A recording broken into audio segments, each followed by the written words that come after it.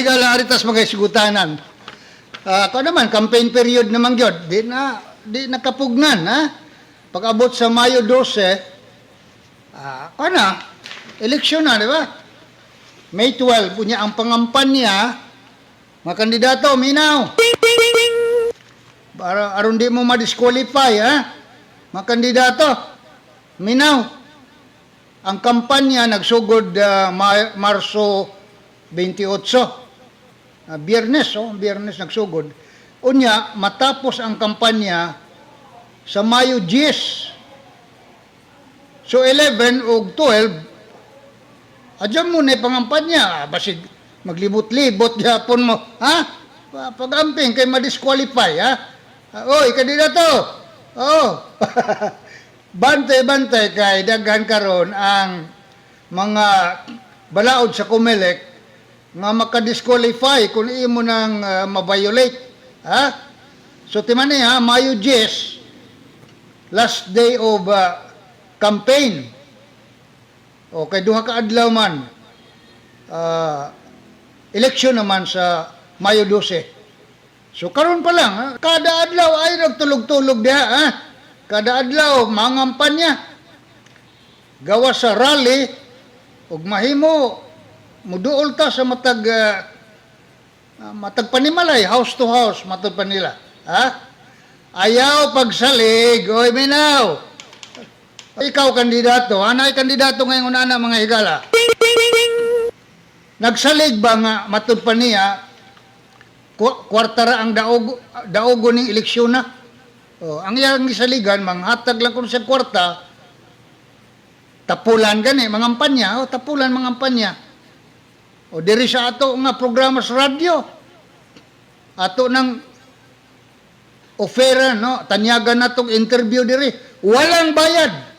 Imagine, ha? Walang bayad. Interview diri sa atong programa. Aron lang ta makatabang nga mailahan sa mga katawhan ang mga kandidato. Na ay kandidato mga higala nga ambot mahadlok ba og radyo or wa gadyoy sud ang ulo, ha? Posible way sud ulo. Kay mahadlok man pangutanon interview imbis mao na nay kahigayunan nga iyang maipadayag, maipahibalos katawhan unsay iyang plataporma, unsay rason nganong milansar siya. Dili kay mahadlok lagi. Interview kita atong interview.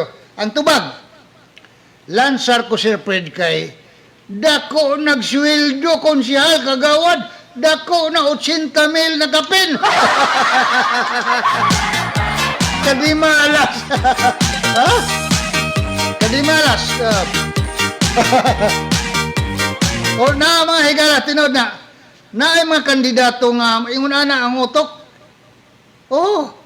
Iyang pagtuo ba nga mga tao kwarta may og manghatag ka kwarta kadaog ka. Bisa pag usa classes kinaiya. Di ba? Naoy. Tanawan ng mga nidaog ninyong konsehal ya. Ari lang tas konsehal, ha. Okay. Daghan sila, daghan. 8 guna atong butaran. Di ba? So, mupili gyud ta o katong tinuoray gyud nga ang iyang katuyuan, sincero ang iyang katuyuan nga moalagad ka nato.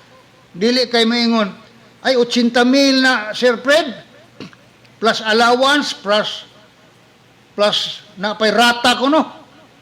100,000 na ang sweldo.